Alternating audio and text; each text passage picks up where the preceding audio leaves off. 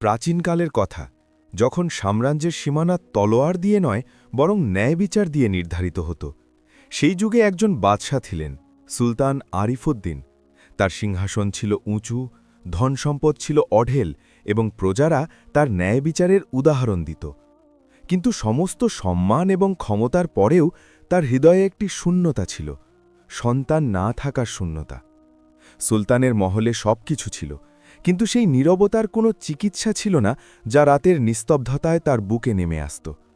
যখন তিনি নামাজের পর একা বসতেন, তখন তার ঠোঁট থেকে শুধু একটি দোয়াই বের হতো, হে প্রভু, আমাকে এমন একজন উত্তরাধিকারী দান করো যে আমার নামের সাথে আমার হৃদয়কেও এগিয়ে নিয়ে যাবে। তার বেগম শাহিরা অপরূপ সৌন্দর্য এবং ভদ্রতার অধিকারিণী ছিলেন, কিন্তু বছরের পর বছর ধরে তার আঁচলে সুবাস তো ছিল, কিন্তু কোনো সন্তান ছিল না। দুজনেই সব রকম উপায় চেষ্টা করেছিলেন, কবিরাজ, তাবিজ, দোয়া, সব কিছু, কিন্তু ভাগ্য যেন কোনো পর্দা ফেলে দিয়েছিল। এক রাতে সুলতান খুব অস্থির হয়ে তার মহলের ছাদে পায়চারি করছিলেন। আকাশে চাঁদ ঝুলছিল, বাতাসে ছিল নীরবতা, এবং আত্মা কোনো এক অবক্ত বেদনায় দুলছিল। সেই অস্থিরতার মধ্যেই তার চোখ লেগে এলো, এবং তিনি এক অদ্ভুত স্বপ্ন দেখলেন। এক বৃদ্ধা মহিলা সাদা পোশাকে, হাতে তসবিহ নিয়ে তার সামনে দাঁড়িয়েছিলেন। তার চেহারায় এমন এক নূর ছিল, আলোর সাথে মিলে যেত। তার কণ্ঠে রহস্য ছিল, কিন্তু প্রশান্তিও। তিনি বললেন, হে সুলতান আরিফুদ্দিন, তোমার ধনসম্পদ পরিপূর্ণ, কিন্তু তোমার ভাগ্য অসম্পূর্ণ। তোমার কপালে একজন উত্তরাধিকারী লেখা আছে, কিন্তু সে তোমাকে ধনভাণ্ডারের সাথে নয়, মাটির নিচে মিলবে। যদি তোমার ধৈর্য সত্য হয় এবং তোমার নিয়ত পবিত্র থাকে, তবে সেই তোমার সিংহাসন সামলাবে। সুলতান স্বপ্নের মধ্যেই জিজ্ঞেস করলেন, কিন্তু হে বুজুর্গ, সেই উত্তরাধিকারী আমি কোথায় পাব? বৃদ্ধা মহিলা মুচকি হাসলেন, যেখানে মানুষ তোমাকে নয়, তোমার রবকে ভালোবাসে, যেখানে মাটির সুবাস ন্যায় বিচারের সাথে মিশে থাকে, সেখানেই তোমার উত্তরাধিকারী লুকিয়ে আছে। এতটুকু বলে তিনি অদৃশ্য হয়ে গেলেন, এবং সুলতানের ঘুম ভেঙে গেল।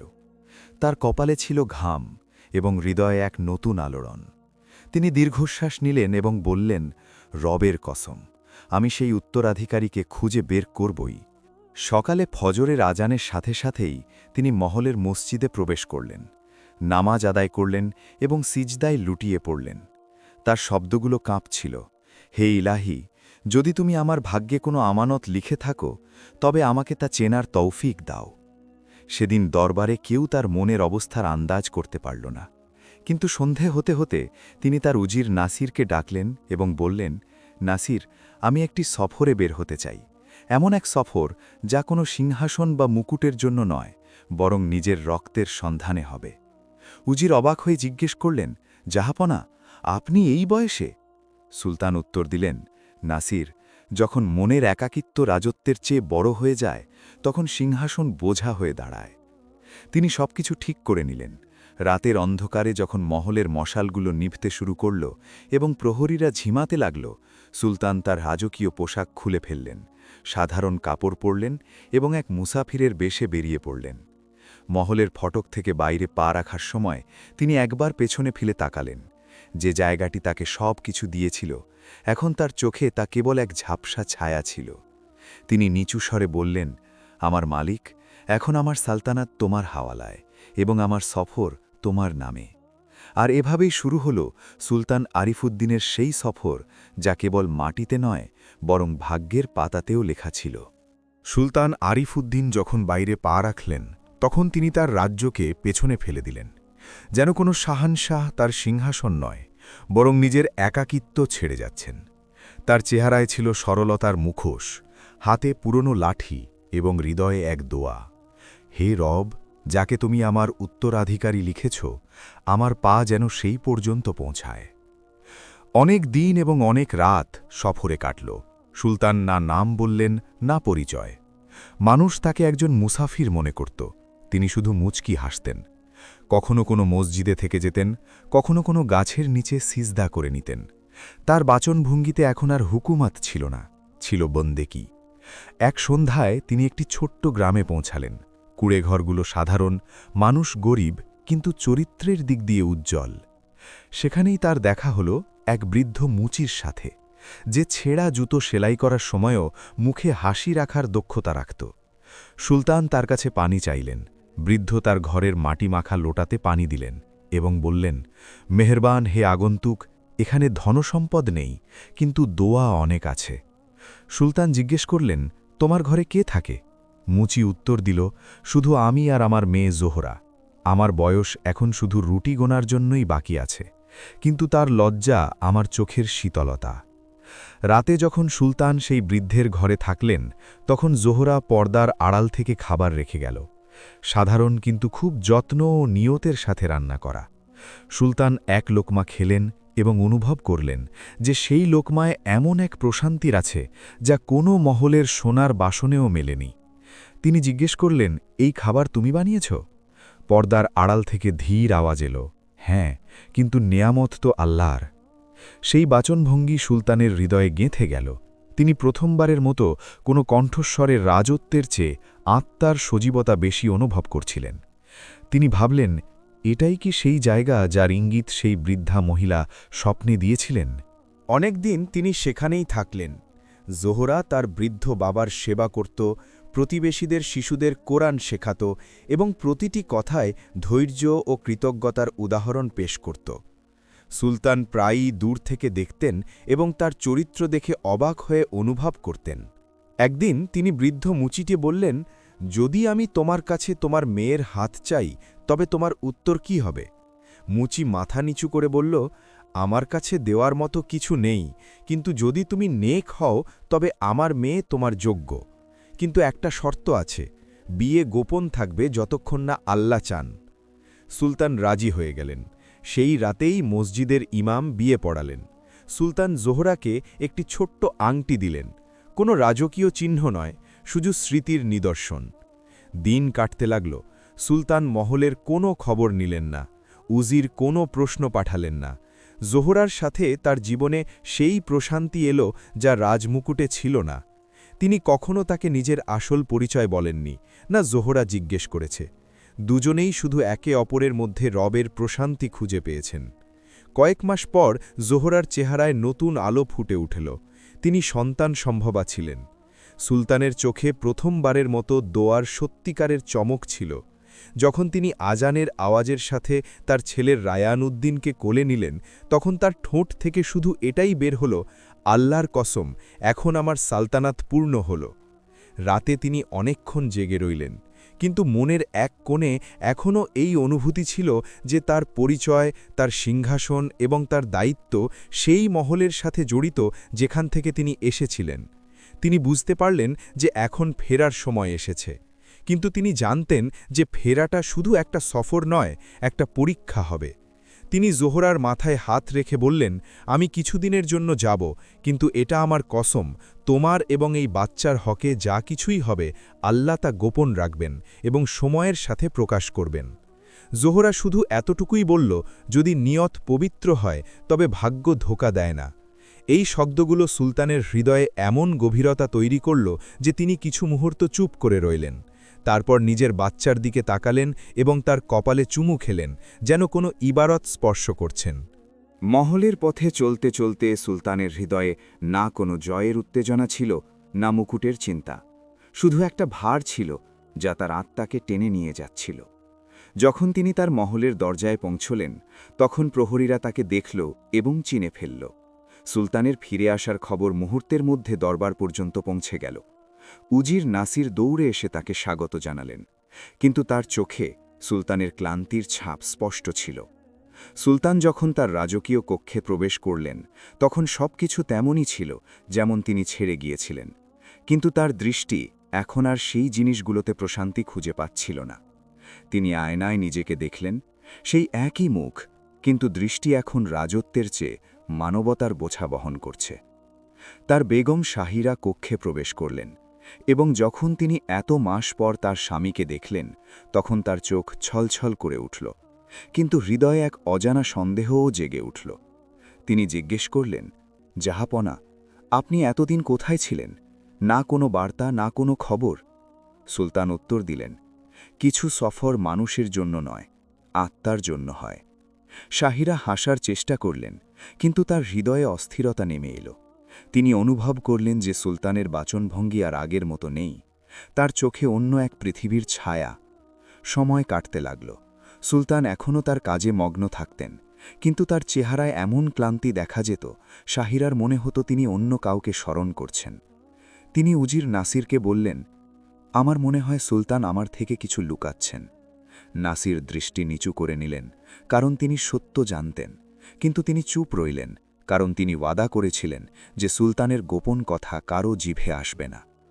শাহিরার সন্দেহ এখন ঈর্ষায় বদলাতে শুরু করল, এবং সেই সময়েই আল্লাহর পরিকল্পনা মতো তিনিও সন্তান সম্ভবা হলেন। সুলতান যখন এই খবর পেলেন, তখন তিনি সিজদায় মাথা নত করে দিলেন, কিন্তু তার সিজদায় আনন্দ নয়, একটি দোয়া ছিল। হে মালিক, দুটি সন্তানকেই নেক বানাও, কিন্তু মুকুট তারই ভাগে দিও যে তোমার হুকুমে যোগ্য বলে গণ্য হবে। শূন্য, তাকেই আমার উত্তরাধিকারী বানাও। এখন দুই সন্তানই বড় হয়ে গিয়েছিল। একদিন সুলতান তাদের দূর থেকে দেখলেন। একজনের চালচলনে ভব্যতা, অন্যজনের দৃষ্টিতে অহংকার। তিনি দীর্ঘশ্বাস নিলেন এবং বললেন, কসম সেই স্রষ্টার, আমার পরীক্ষা এখন শুরু হল। সুলতান আরিফুদ্দিনের দুই ছেলে এখন যৌবনের দোরগোড়ায় ছিল, কিন্তু তাদের পথ আকাশ পাতাল তফাৎ ছিল। রায়ানুদ্দিনের বাচনভঙ্গি নরম, চরিত্র পবিত্র এবং দৃষ্টি সর্বদা নিচে। সে তার বৃদ্ধ নানার কাছে কোরআনের আয়াত শোনাত, তাদের সেবা করত এবং প্রতিটি কথায় বিনয় ও আদবকে প্রাধান্য দিত। সে শিক্ষা অর্জন করেছিল, কিন্তু তার জ্ঞানে অহংকার ছিল না, বরং জ্ঞান তার চরিত্রের মাধ্যম হয়ে উঠেছিল। অন্যদিকে সাহামুদ্দিন ছিল মহলের রৌনক, কিন্তু মনের দিক দিয়ে অহংকারী। তার ঘোড়া, শিকার এবং শান শৌকতের প্রদর্শনী পছন্দ ছিল। সে তার সঙ্গীদের শক্তি দিয়ে নয়, পদমর্যাদা দিয়ে নিচু দেখাত এবং নিজের নামের সাথে যুক্ত বাদশাহীকে নিজের অধিকারের বস্তু মনে করত। সুলতান এই দুজনের পার্থক্য দেখতেন, কিন্তু কিছু বলতেন না। তিনি জানতেন যে সময়ের চেয়ে বড় শিক্ষক আর কেউ নেই। একদিন তিনি উজির নাসিরকে বললেন, নাসির, এখন সময় আসছে যখন আমাকে ঠিক করতে হবে যে এই মুকুটের আসল হকদার কে। এক ছেলে আমার আত্মার প্রশান্তি, অন্যজন আমার রক্তের পরিচয়, কিন্তু সিংহাসন সেই হৃদয়কে চায় যার মধ্যে খোদার ভয় আছে। নাসির মাথা নিচু করে বললেন, জাহাপনা, আল্লাহর বিচার কখনো ভুল হয় না। কয়েক সপ্তাহ পর এক রাজকীয় ঘোষণা হল। সুলতান তার দুই ছেলের সাথে শিকারগাহে যাবেন, যাতে তাদের মন ও নিয়তের আন্দাজ নিজেই করতে পারেন। দুজনেই খবর পেল। সাহামুদ্দিন এটাকে এক প্রতিযোগিতার মতো নিল, যখন রায়ানুদ্দিন এটাকে এক আমানত মনে করল। সকালে যখন দুজনেই রওনা হল, তখন দুজনের চোখে ভিন্ন রঙের চমক ছিল। একজনের চোখে অহংকারের, অন্যজনের চোখে ভরসার। শিকারগাহে পৌঁছলে সুলতান তাদের বললেন, আজ কোনো পুরস্কার নেই, কোনো মুকুট নেই, শুধু পরীক্ষা আছে। যে ধৈর্যের সাথে চলবে সেই আমার নজরে জিতবে। তিনি দুজনকে আলাদা আলাদা পথে পাঠালেন। রায়ানুদ্দিন ধীরে ধীরে চলতে লাগল। প্রতিটি প্রাণীকে দেখে বলতো, প্রতিটি জীবিত জিনিস রবের আমানত। অন্যদিকে সাহামুদ্দিন তার শক্তির প্রদর্শন করে শোরগোল করত, তীর চালাত এবং তার গোলামদের বলতো, দেখবে আজ আমি এমন শিকার আনব যে বাদশাও অবাক হয়ে যাবেন। দুপুর গড়িয়ে যাচ্ছিল, যখন দুজনেই একই ময়দানে এসে মিলল। সামনে এক হরিণ ছিল, সুন্দর, হালকা সাদা এবং দৌড়ানোর সময় বাতাস চিরে যাচ্ছিল। দুজনেই একই সময় তাদের ধনুক তুলল। রায়ানুদ্দিনের তীরে দয়া ছিল, সাহামুদ্দিনের তীরে অহংকার। তীর ছোড়া হল, কিন্তু ভাগ্য চাইল যে দুটি তীর একসাথে চলুক এবং হরিণের কাছে গিয়ে একে অপরের সাথে ধাক্কা খাক। হরিণ বেঁচে গেল, কিন্তু দুই ভাইয়ের দৃষ্টি এখন একে অপরের ওপর ছিল। সাহামুদ্দিন তীক্ষ্ণ স্বরে বলল, নিজেকে খুব পবিত্র মনে করো, কিন্তু তীর চালাতে জানো না। রায়ানুদ্দিন নম্রভাবে বলল, যে প্রয়োজনের চেয়ে বেশি তীর চালায় সে প্রায়ই লক্ষ্যভ্রষ্ট হয়। এই কথাগুলো সাহামুদ্দিনের হৃদয়ে আগুনের মতো বিঁধল। সে বলল, তোমার মনে হয় জ্ঞান আর নম্রতা দিয়ে মুকুট পাওয়া যাবে? সিংহাসন শক্তি দিয়ে পাওয়া যায়। রায়ান উত্তর দিল, যে সিংহাসনের ভিত্তি শক্তির ওপর রাখা হয় তা সর্বদা জুলুমের ওপর ধসে পড়ে। সুলতান দূর থেকে দাঁড়িয়ে সব দেখছিলেন। তিনি তার হৃদয়ে অনুভব করলেন যে দুজনের শিরায় তার রক্ত প্রবাহিত হচ্ছে, কিন্তু দুজনের আত্মা ভিন্ন পথে চলতে শুরু করেছে। তিনি ভাবলেন, পরীক্ষা এখন শুরু হয়েছে, কিন্তু এর পরিণাম তিনিই জানেন যিনি হৃদয়ের গোপন কথা জানেন। সেই রাতে যখন দুজনেই ফিরে এলো তখন সুলতান কাউকে কিছু বললেন না, কিন্তু সেই মুহূর্ত থেকেই তার দৃষ্টিতে একটি সিদ্ধান্ত নেমে এসেছিল। এক ছেলে উত্তরাধিকারের যোগ্য এবং অন্যজন সেই অধিকারের পরীক্ষা। সুলতান আরিফুদ্দিন এখন বয়সের সেই পর্যায়ে ছিলেন যেখানে চোখের দৃষ্টি তো বাকি ছিল, কিন্তু পৃথিবীর জৌলুস ফিকে হয়ে গিয়েছিল। তিনি মুকুট স্পর্শ করলেন এবং নিজের হৃদয়কে জিজ্ঞেস করলেন যে শেষ পর্যন্ত তিনি কোন মাথার জন্য এটি রেখে যেতে চান। দুই ছেলের ছবি তার সামনে ছিল, কিন্তু কারো পক্ষে সিদ্ধান্ত নেওয়া তার সাধ্যে ছিল না। তিনি ভাবলেন যে এখন তাকে এমন কোনো কোষ্ঠীপাথর ঠিক করতে হবে যেখানে জ্ঞান এবং শক্তি দুটিরই পরীক্ষা হতে পারে। তিনি উজির নাসিরকে ডাকলেন এবং বললেন, এখন সময় এসেছে সিংহাসনের উত্তরাধিকারী ঠিক করার। কিন্তু হে নাসির, মুকুট সে পাবে না যে শক্তিশালী, বরং সে পাবে যে নেক এবং দয়ালু প্রমাণিত হবে। নাসির বললেন, জাহাপনা, যদি এই পরীক্ষা আল্লাহর নামে হয় তবে ফলাফলও তারই ইচ্ছায় আসবে।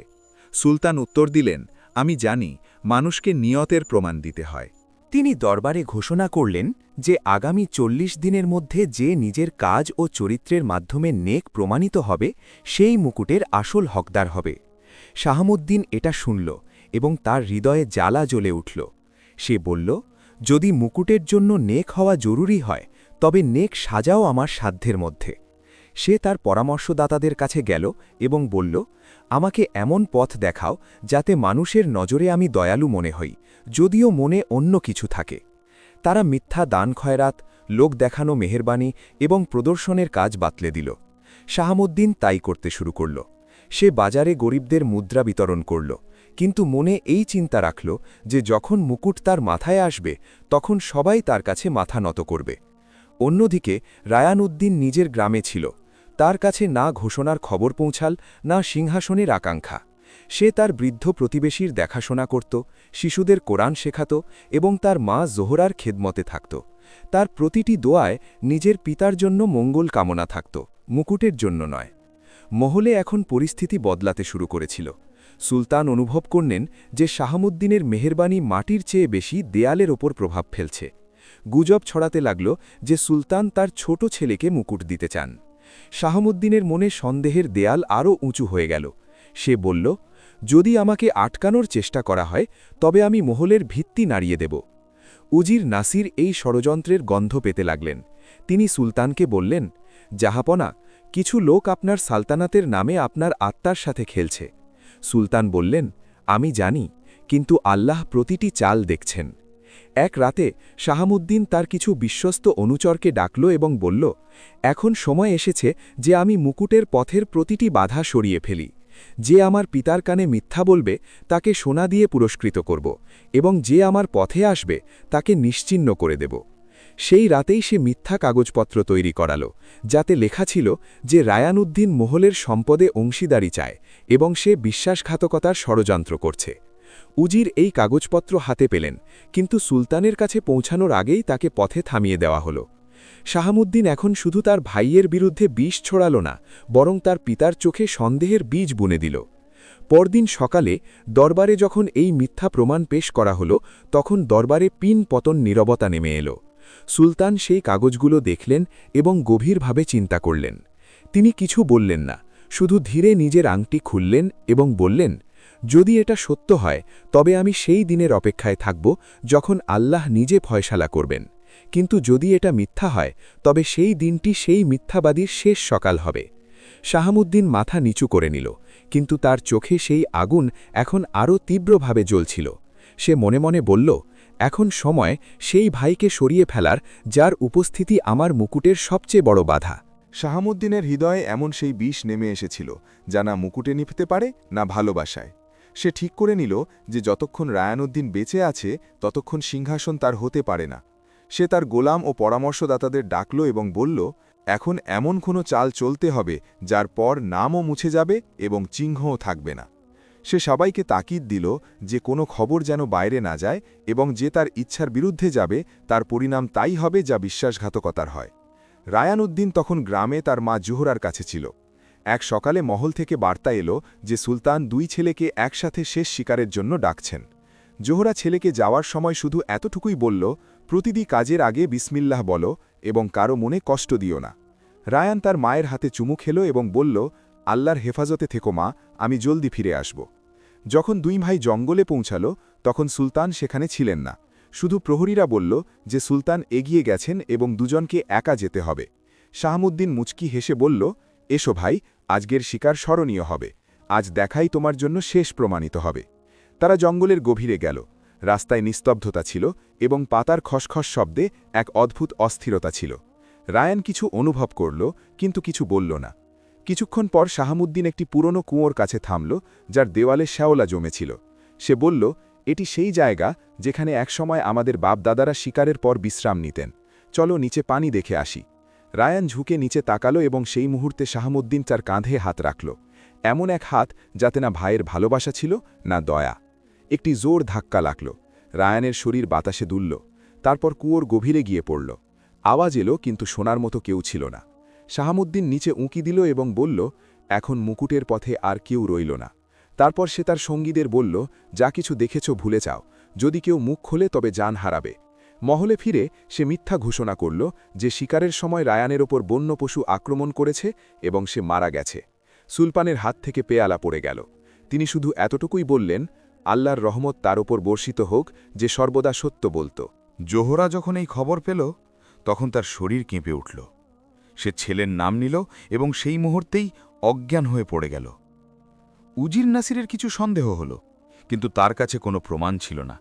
তিনি সুলতানকে বললেন, জাহাপনা, যে বিষয়গুলো চোখ দেখতে পায় না তা সময় দেখে। সত্য দেরিতে আসে, কিন্তু আসে অবশ্যই। সুলতান বললেন, যদি আমার ছেলে বেঁচে থাকে তবে আল্লাহ তাকে সামলে নেবেন, আর যদি মরে গিয়ে থাকে তবে আমার আত্মা তাকে জান্নাতে পাবে। শাহামুদ্দিন এখন যুবরাজ হিসেবে ঘোষণা পেয়ে গেল। মুকুট তার মাথায় নয়, কিন্তু তার চোখে ছিল। সে মহলের উঁচু ঝরকা থেকে নিচে তাকাত এবং বলত, এখন এই সালতানাত আমার, এবং কেউ আমাকে আটকাতে পারবে না। কিন্তু সে এটা জানত না যে কুয়োটি সে বেছে নিয়েছিল তা মানুষের নয়, আল্লাহর পরিকল্পনার ছিল। রায়ানুদ্দিন যখন কুয়ায় পড়ল তখন কিছুক্ষণ তার না জ্ঞান ছিল না অনুভূতি। তার শরীরে আঘাত ছিল, কিন্তু নিঃশ্বাস এখনও বাকি ছিল। যখন সে চোখ খুলল তখন নিজেকে এক অদ্ভুত নরম মাটিতে পেল।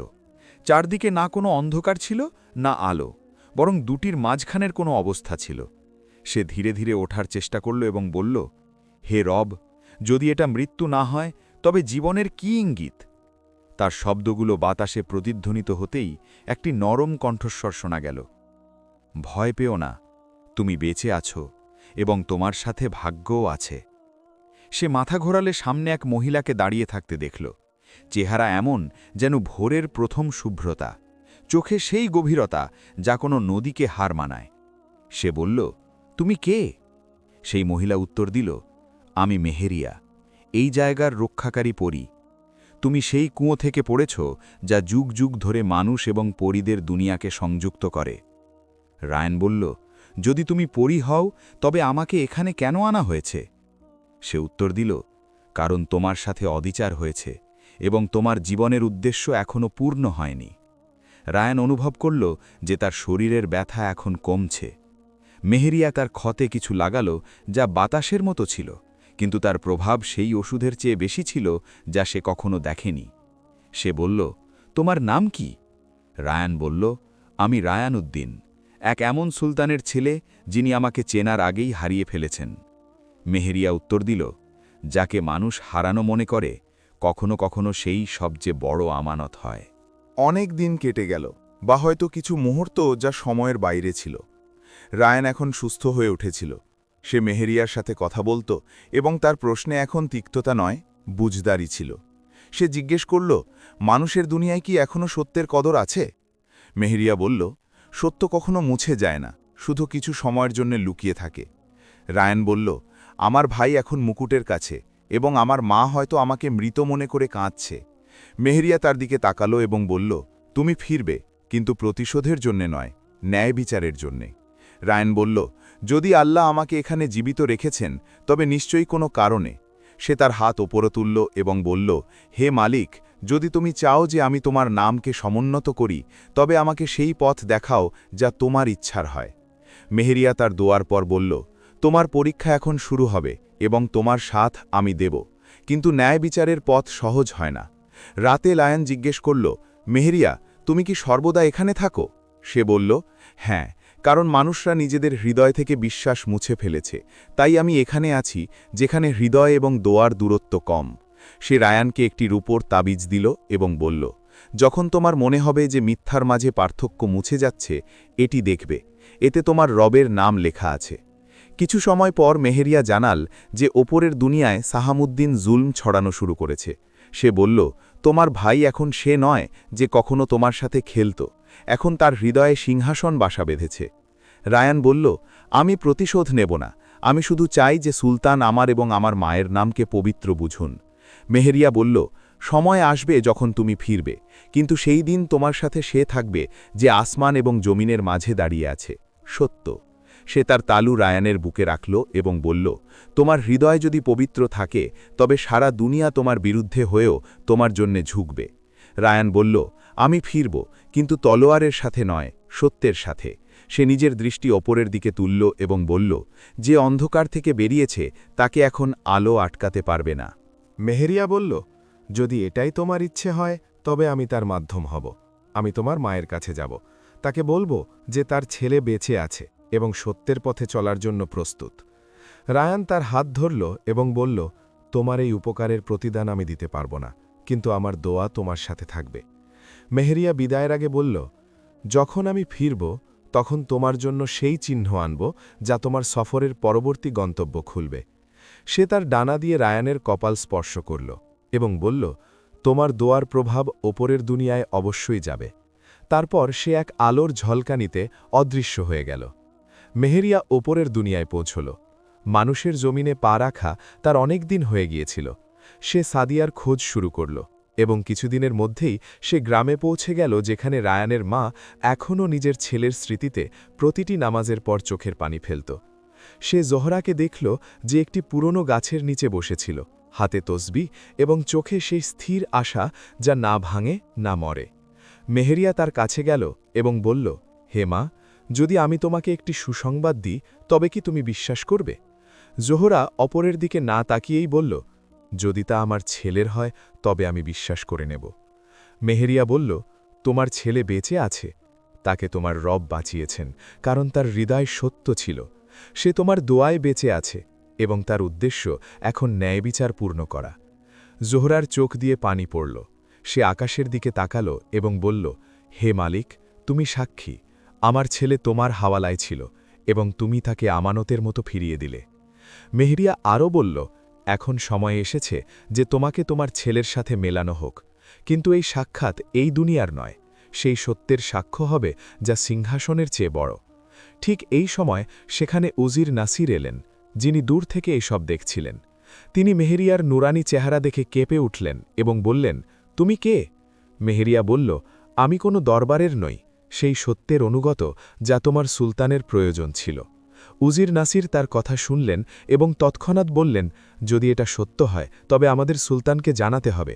মেহেরিয়া বলল, এখনই নয়, আগে মা ছেলের সাক্ষাৎ জরুরি, যাতে সত্যের সাক্ষ্য কোনো শাহী ফরমান দিয়ে নয়, একজন মায়ের চোখ দিয়ে দেওয়া হয়। তিনজন মিলে জঙ্গলের পথ ধরল। পথে নাসির বললেন, জাহাপনা, মুকুটের চিন্তায় আছেন, কিন্তু আমি দেখছি যে তার ছেলে তার আত্মার প্রশান্তি হয়ে ফিরছে। জোহরা বলল, যাকে রব বাঁচান তাকে দুনিয়া মেটাতে পারে না। যখন তারা সেই পুরনো কুয়োর কাছে পৌঁছাল যেখানে রায়ান পড়েছিল, মেহেরিয়া জমিন স্পর্শ করল এবং বলল, এখন আল্লাহর হুকুম পূরণ হওয়ার সময়। সেই মুহূর্তে রায়ানের আওয়াজ নিচ থেকে এলো, মা! জোহরার শরীর কেঁপে উঠল। সে নিচে ঝুঁকে বলল, বাবা, তুই বেঁচে আছিস? নিচ থেকে উত্তর এলো, হ্যাঁ মা, বেঁচে আছি এবং আল্লাহর রহমত আমার সাথে আছে। মেহেরিয়া তার তালু থেকে একটি আলো বের করল এবং কুয়োর চারপাশে এক হালকা নূর ছড়িয়ে পড়ল। জোহরা বলল, হে রব, তুমি কত মেহেরবান যে একজন মায়ের ডাককেও সিংহাসনের চেয়ে বেশি মূল্য দাও। রায়ান ওপরে আসতে সফল হল এবং মা ছেলের সেই সাক্ষাৎ হল যা কোনো শব্দের মুখাপেক্ষী ছিল না। সে তার মায়ের পায়ে চুমু খেল এবং বলল, আমি ফিরে এসেছি, কিন্তু এখন ছেলের মতো নয়, তোমার সেই দোয়ার মতো যা রব কবুল করেছেন। উজির নাসির এই দৃশ্য দেখলেন এবং বললেন, এখন আমার বিশ্বাস হয়ে গেল যে সিংহাসনের আসল উত্তরাধিকারী সেই হয় যে মায়ের চোখে প্রশান্তি আনতে পারে। মেহেরিয়া রায়ানের দিকে তাকালো এবং বলল, এখন তোমার পথ তোমার সামনে, কিন্তু মনে রেখো এখন তোমার চেয়ে বড় পরীক্ষা আসতে চলেছে। রায়ান উদ্দিনের বেঁচে থাকার খবর এখন উজির নাসিরের মাধ্যমে ধীরে ধীরে সেই কানগুলোতে পৌঁছাতে শুরু করেছিল যারা বছরের পর বছর ধরে সত্যকে ভয় পেত। কিন্তু তিনি কাউকে নাম নিয়ে কিছু বললেন না। তিনি শুধু এতটুকুই বললেন, যাকে জুলুম দাফন করেছিল তাকে এখন আল্লাহ জীবিত করেছেন। এই খবর সুলতানের দরবার পর্যন্ত পৌঁছাল এবং তার হৃদয়ে অদ্ভুত এক আলোড়ন উঠল। তিনি বললেন, যদি এটা সত্য হয় তবে আল্লাহর রহমত আবার আমার রাজ্যে নেমেছে। কিন্তু শাহমুদ্দিনের জন্য এই খবর আগুন হয়ে এলো। সে তার পরামর্শদাতাদের ডাকল এবং বলল, এখন এই কথা কাউকে বিশ্বাস করতে দেওয়া যাবে না যে সে বেঁচে আছে। যে জিহ্বা বলবে সে যেন বেঁচে না থাকে। সেই রাতেই সে তার বাবুর্চিকে ডাকল এবং বলল, কাল থেকে প্রতিটি খাবার যা সুলতানের কাছে পৌঁছায় তা আগে আমার হাত দিয়ে যাবে। আর যদি কখনো সেই খবরের আভাস দরবার পর্যন্ত পৌঁছায় তবে আমি নিজে সেই হালুয়া তৈরি করব যা মৃত্যুর বার্তা হবে। সে তার চালগুলোকে নিখুঁত মনে করল, কিন্তু যে ফায়সালা আল্লাহর হয় তাকে কোনো চাল বদলাতে পারে না। উজির নাসির এখন প্রতিদিন কুয়োর কাছে খাবার এবং পানি পাঠাতেন। তিনি কোনো পুরনো গোলামের মাধ্যমে রায়ানের কাছে রসদ পৌঁছাতেন। একদিন সেই গোলাম মহলের রান্নাঘরে পৌঁছাল এবং সে জানাল যে খাবার এখন সরাসরি দরবার থেকে পাঠানো হবে যাতে রায়ানের প্রাণ বাঁচানো যায়। এই কথা শোনা মাত্র শাহমুদ্দিন মুচকি হেসে বলল, এখন সময় এসেছে যে আমি আমার শত্রুকে তার ভাগ্য দিয়েই মারি। সে বাবুর্চিকে বলল, আজ হালুয়া বানাও, কিন্তু তাতে মিষ্টির সাথে মৃত্যুও থাকে। পরদিন সেই হালুয়া তৈরি হল। তাতে বিষ মেশানো হলো যা গন্ধহীন এবং বর্ণহীন ছিল। শাহামুদ্দিন বলল, এটি আমি নিজে উজিরকে দেব যাতে সে রায়ান পর্যন্ত পৌঁছাতে পারে। কিন্তু যখন সে দরবারে পৌঁছাল তখন সুলতানও সেখানে উপস্থিত ছিলেন। সুলতান জিজ্ঞেস করলেন, এটা কি? সে বলল, জাহাপনা, এই হালুয়া গরিবদের মাঝে বিতরণের জন্যে, যাতে তাদের দোয়া আমাদের সালতানাতকে বরকত দেয়। সুলতান বললেন, যদি এটা নেক কাজ হয় তবে আগে তুমিই এটি চেখে দেখো। শাহামুদ্দিনের চেহারার রং উড়ে গেল, কিন্তু সে হাসার চেষ্টা করল এবং বলল, জাহাপনা, আপনার সামনে অস্বীকার করা ধৃষ্টতা হবে। সে হালুয়া থেকে এক টুকরো নিল এবং সেই মুহূর্তে তার চোখে ভয়ের ছায়া নেমে এলো। কিছুক্ষণের মধ্যেই তার চেহারা নীল হতে শুরু করল, তার ঠোঁট কাঁপল এবং তার শ্বাস হোঁচট খেল। সুলতান উঠে দাঁড়িয়ে বললেন, আল্লাহর ফয়সালা কখনো দেরিতে আসে না। দরবারে নিস্তব্ধতা নেমে এলো। শাহামুদ্দিন মাটিতে লুটিয়ে পড়ল। সে তার কাঁপানো ঠোঁটে বলল, আমি আমার ভাইয়ের বিরুদ্ধে জুলুম করেছি, এখন আমাকে মাফ করে দিন। সুলতান মাথা নিচু করলেন এবং বললেন, যে নিজের রক্তের উপর জুলুম করেছে তার ফয়সালা আমি নই, আমার রব করবেন। শাহামুদ্দিনের ঠোঁট নড়ল, আল্লাহ, রহম, এবং তার শ্বাস থেমে গেল। উজির নাসির এগিয়ে এসে বললেন, জাহাপনা, আল্লাহ তার ন্যায় বিচার দেখিয়ে দিয়েছেন। এখন সময় এসেছে যে সিংহাসন তার কাছে পৌঁছাক যে সত্যি এই আমানতের হকদার। সুলতানের চোখে জল ছিল। তিনি আকাশের দিকে তাকালেন এবং বললেন, আমি আজ নিজের চোখে দেখলাম যে মিথ্যার মাথা সর্বদা নত হয় এবং সত্যের মাথা কখনো নয়। কিছুদিন পর রায়ানুদ্দিন মহলে পৌঁছাল। সে তার পিতার সামনে দাঁড়াল, মাথা নিচু না করে, গর্ব ছাড়া, দাবি ছাড়া। সুলতান এগিয়ে এসে তাকে বুকে জড়িয়ে ধরলেন এবং বললেন, তুমি সে নও যে আমার ছেলে, তুমি সে যে আমার আত্মার ব্যাখ্যা। রায়ান বলল, আমি মুকুট চাই না, আমি শুধু চাই যে এই সালতানাতে কেউ ক্ষুধার্ত না থাকুক এবং কোনো মিথ্যা শক্তিশালী না হক। সুলতান বললেন, এখন সময় এসেছে যে মুকুট সেই মাথায় রাখা হক যার হৃদয়ে খোদা বাস করেন। তিনি মুকুট তুললেন এবং বললেন, আজ থেকে আমার উত্তরাধিকারী রায়ানুদ্দিন, এবং এই সালতানাত এখন রহমতের সালতানাত হবে, শক্তির নয়। সেদিন দরবারে প্রতিটি মুখে একটি বাক্য ছিল, সুবহান আল্লাহ, আল্লাহর ন্যায় বিচার অতুলনীয়। রায়ান উদ্দিন যখন সিংহাসনের সামনে দাঁড়াল তখন তার বুকে কোনো জয়ের অনুভূতি ছিল না। সে তার মাথা নিচু করে রাখল এবং বলল, আব্বা হুজুর, আমি এই মুকুটকে বোঝা মনে করি, পুরস্কার নয়। আমি মুকুট চাই না, আমি শুধু চাই যে এই সালতানাতে কোনো ক্ষুধা, কোনো অবিচার এবং কোনো জুলুম বাকি না থাকুক। সুলতান আরিফ উদ্দিন তার দিকে তাকালেন এবং বললেন, বাবা, মুকুট তার মাথায় রাখা হয় যে নিজে এটি চায় না। এটাই কারণ যে তুমি এর হকদার। উজির নাসির এগিয়ে এসে বললেন, জাহাপনা, যদি আল্লাহ আপনাকে 2টি ছেলে দিয়ে থাকেন তবে এখন সময় এসেছে যে এই সালতানাত সেই আমানতকে সঁপে দেওয়া হোক যা আল্লাহর নামে তৈরি হয়েছে। সুলতান তার কাঁপানো হাতে মুকুট তুললেন, রায়ানের মাথায় রাখলেন এবং বললেন, এই মুকুটের হেফাজত তোমার তলোয়ার করবে না, তোমার নিয়ত করবে। মনে রেখো, সিংহাসনের বয়স ততটুকুই হয় যতটুকু তাতে দয়ার জায়গা বাকি থাকে। রায়ান বলল, আমি আপনার উপদেশ আমার আত্মায় রাখব। আমার চেষ্টা এটাই হবে যে ক্ষুধার্ত সে যেন খাবার পায়, যে এতিম সে যেন আশ্রয় পায়, এবং যে গুনাহগার সে যেন তওবার সুযোগ পায়। সে দরবারে উপস্থিত প্রতিটি ব্যক্তির দিকে তাকালো এবং বলল, এখন থেকে কোনো দরজা বন্ধ থাকবে না। এই সালতানাতে ধনী ও গরিবের কোনো ভেদাভেদ থাকবে না, কারণ সবার রব এক। সুলতান বললেন, এখন আমি শান্তিতে মরতে পারব, কারণ আমি নিজের চোখে দেখলাম যে আমার উত্তরাধিকারী আমার রক্ত নয়, আমার ঈমান। তিনি রায়ানকে বুকে জড়িয়ে ধরলেন এবং বললেন, আমার বিশ্বাস ছিল যে স্বপ্ন সেই বৃদ্ধা মহিলা দেখিয়েছিলেন তা বাস্তবে পরিণত হতেই হতো। তুমি সেই উত্তরাধিকারী যে গোপনে লেখা ছিল। রায়ান মাথা নিচু করে নিল। সে বলল, আব্বা হুজুর, এখন আমি চাই যে আপনি বিশ্রাম নিন এবং আমি আপনার দোয়ায় সালতানাতের দায়িত্ব কাঁধে নিই। সুলতান বললেন, যখন ছেলে আত্মার চোখ দিয়ে দেখতে শিখে যায় তখন বাবার চোখ বন্ধ হওয়াও নেয়ামত। সেই সন্ধ্যায় সুলতান নামাজ আদায় করলেন এবং সিজদায় গেলেন, আর সেখানেই তার আত্মা তার রবের কাছে ফিরে গেল। রায়ান তার পিতার জানাজার নামাজ নিজে পড়াল। সে বলল, হে আব্বা, আপনি যে সালতানাত রেখে গেছেন তা মাটির নয়, সেই আমানতের যা আল্লাহ আমার হাতে রেখেছেন। তার কণ্ঠে কোনো কান্না ছিল না, শুধু দোয়া ছিল, হে রব, যে ন্যায় বিচারের শিক্ষা আমার বাবা আমাকে দিয়েছেন তাকেই আমার জীবনের কিতাব বানিয়ে দাও। কয়েক মাস পর সালতানাতে নতুন আইন চালু হল। প্রতি সপ্তাহের একদিন গরিবদের জন্য নির্ধারিত হল। জাকাতের ভাণ্ডার থেকে আগে স্বয়ং বাদশার অংশ বের করা হতে লাগল, যাতে কোনো গরিব এটা না বলতে পারে যে তার হক বাকি রয়ে গেছে। রাইয়ান প্রতিদিন সকালে বাজারের খোঁজখবর নিত, মসজিদে নামাজ পড়ত এবং এতিমখানায় গিয়ে শিশুদের কোরআনের আয়াত শেখাত। একদিন উজির নাসির বললেন, জাহাপনা, এখন আপনার সালতানাত 2 দুনিয়ায় বিখ্যাত হয়ে গেছে, মানুষের এবং পরীদের। তখনই একটি আওয়াজ এলো, এবং দুটিতেই এখন শান্তি আছে। এটি মেহেরিয়ার আওয়াজ ছিল।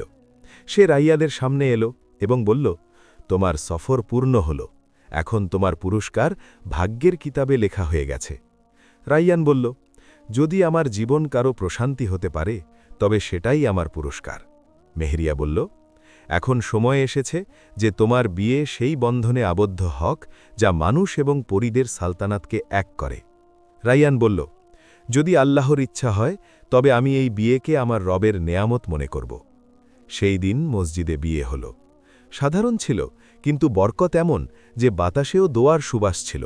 মেহেরিয়া এখন মানুষের মাঝে থাকতে লাগল এবং রাইয়ানের সাথে মিলে সালতানাতকে রহনতের ঘর বানিয়ে দিল।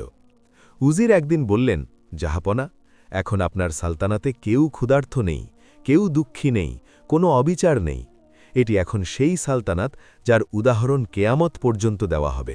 রাইয়ান বলল, যদি কোনো সালতানাতে সিংহাসনের চেয়ে সিজদা বেশি সম্মান পায় তবে বুঝবে সেখানে আল্লাহর রহমত নেমে এসেছে।